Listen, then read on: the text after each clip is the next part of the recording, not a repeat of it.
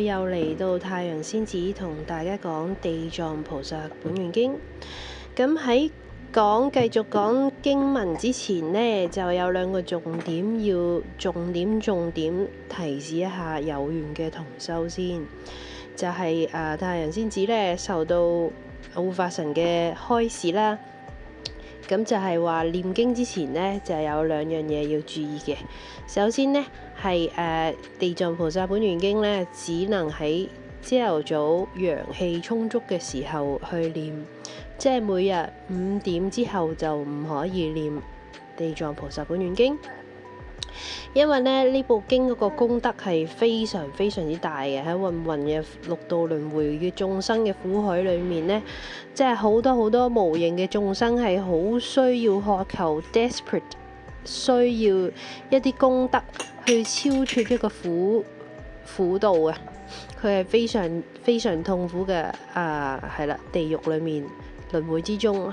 佢哋冇能力去修福。咁如果一遇到咁大能量嘅地藏菩薩本願經呢，去讀呢部經嘅功德呢，佢如果有緣遇到呢，佢就好容易吸引到一啲唔係咁好嘅能量嚟搶功德。咁樣我哋就係要即係我哋都係凡夫肉體啦，咁就不能夠一下有太多嘅陰氣去纏繞，所以呢，就必須係喺陽氣比較充足嘅時間去念經。如果唔係呢，就會有啲未必凡夫咁容易可以 handle 到嘅事情發生，可能就會有啲太唔舒服嘅。咁第二呢，就係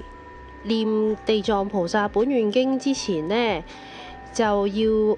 好好咁樣稟俾地藏王菩薩聽，令佢呢就求地藏王菩薩呢派護法神嚟去護佑加持我哋喺念經嘅過程中呢，唔受到唔好嘅磁場去干擾。咁就詳情呢就係咁樣稟嘅。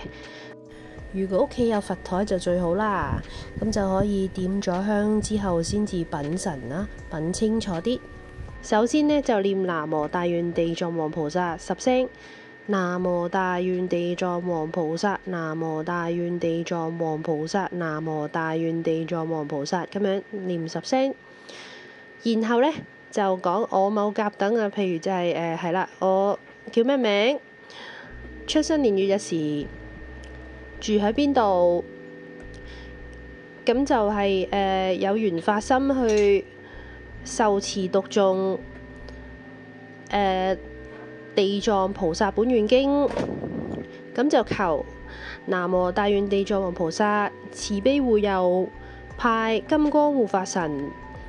童子姑娘去保佑我嘅家庭出入平安，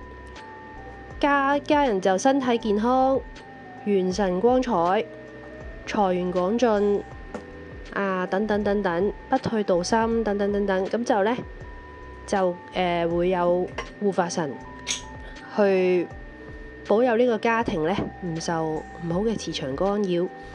咁就可以保持呢元神光彩、精氣神好足嘅狀態，好清靜嘅狀態去念經呢，咁個效用係最大嘅。咁首先呢，今日係要講清楚呢兩個重點係好重要，因為呢，就太陽就親身經歷咗，如果唔跟足啲步驟呢，就可能會身體唔舒服。咁今日講到呢度先。南無大願地藏王菩薩，南無大願地藏王菩薩，南無大願地藏王菩薩，祝大家身體健康，